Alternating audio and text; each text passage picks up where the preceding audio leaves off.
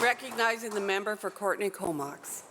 Honourable Speaker, I'm pleased to rise in support of the motion of the member for Nelson Creston, who is also the Premier's Special Advisor on Youth, regarding our youth as leaders in this government's actions to make life better for young people across BC now and into the future. I'd like to share the stories of some young people from the Comox Valley in the variety of ways they've demonstrated great leadership. You can view, oh shoot, I got this wrong.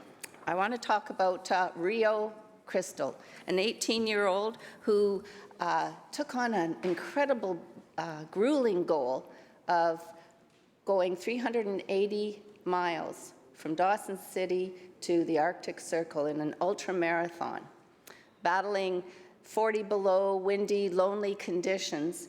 He not only completed it and won the marathon, but he did it in less than 5 days, which normally takes 7 days. He's the youngest person to ever win, and he's also the only Canadian. You can view his interview with Elizabeth Hines on Shaw's Coast Connection. It's on YouTube, as he recounts his amazing feat. While achieving this goal is inspirational in itself, he also shared some profound lessons he learned on his journey of self-discovery about love and the joy of sharing and overcoming adversity. Then there's leading by engaging in what you love. Glacier View, grade 11 student Jay Jameson returned to his former school at Lake Trail to follow through with a project to create a pop-up free clothing shop and repair cafe. He picked up where it was left a few years ago, pre-COVID. There'd been a lot of conversation around the world about textile waste, and it's a passion of Jay's.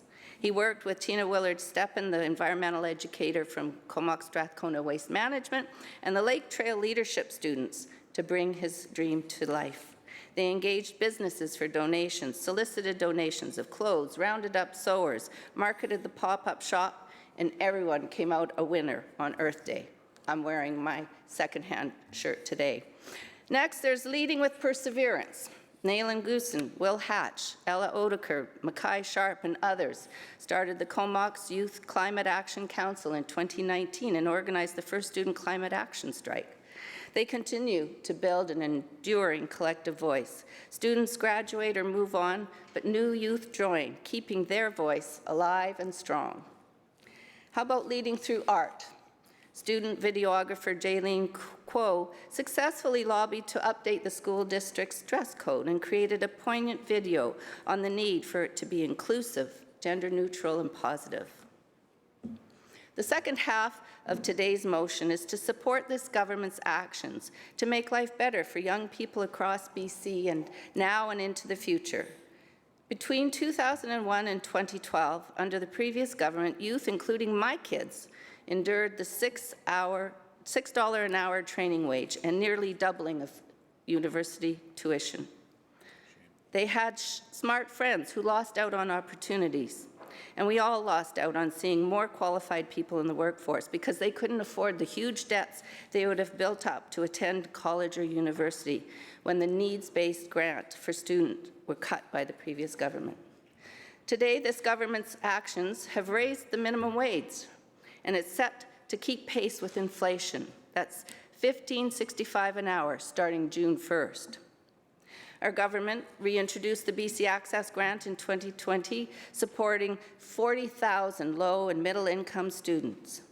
We've introduced interest-free BC student loans.